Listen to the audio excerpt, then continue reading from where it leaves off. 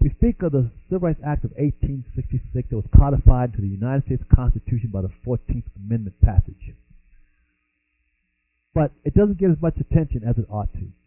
If the Civil Rights Act that does get attention, there were many after the Civil Rights Act of 1866, but the one that gets attention is the 1964 Civil Rights Act, which broke the Jim Crow, what they call legislation, racial legislation designed to demean black folks and so forth. That's called Jim Crow. 1964 Civil Rights Act destroyed that, and it had with it the promise of jobs, gainful employment for the people who were formerly slaves and who lived under those racist laws. Well, we've learned now things are worse off for us today as black people than what it was in 1964 when the law was passed. And we were told that it was to end segregation, told that it would give us better opportunity, but actually inside, in the gut of the act, was socialist policies and programs that were designed specifically to debilitate the people for whom it was given. It was a poisonous pill, essentially. King said in 1963, Dr. Martin Luther King Jr., said in 1963 at the march in Washington, D.C., in his famous I Have a Dream speech, he said that 100 years after the signing of the Emancipation Proclamation, the Negro, that's what they called in those days, the Negro is still not free. Now researchers have surveyed us black folks since that time, and they found out that the state and fate of black people today in this country is worse off than when we were called Negroes pre-1964. So, and if we were bad off in 1964, and Dr. King said 100 years later, 1963, 100 years later, after signing the Emancipation Proclamation, the Negro still not free. That means we're worse off than ever. See, and the evidence is out there. What they call the corpus delicti, the body of evidence is out there. Look at my people. You would have thought the Civil Rights Act would have done better. It hasn't done better at all. It's destroyed us.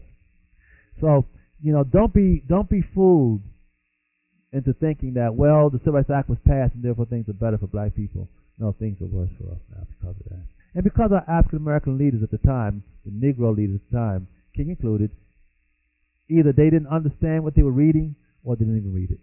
Because I tell you, it's a mess now. We have lost a whole generation behind the 1964 Civil Rights Act. Research it for yourself.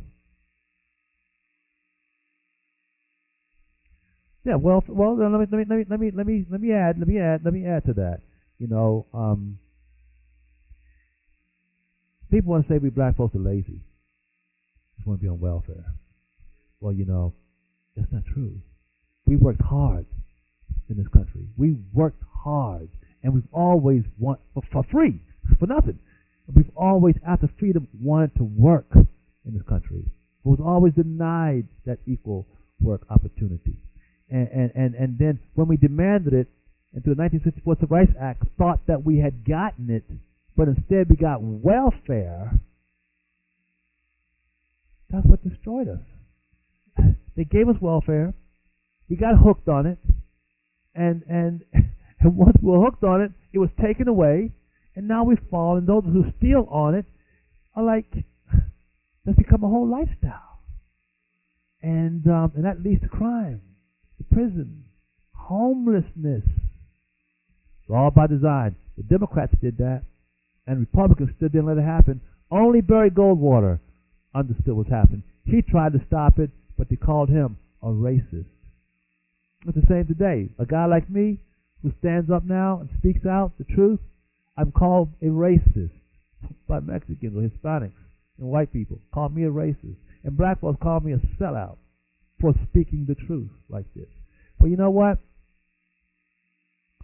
If the truth will set you free and set me free, fine. I'm a sellout. But to God,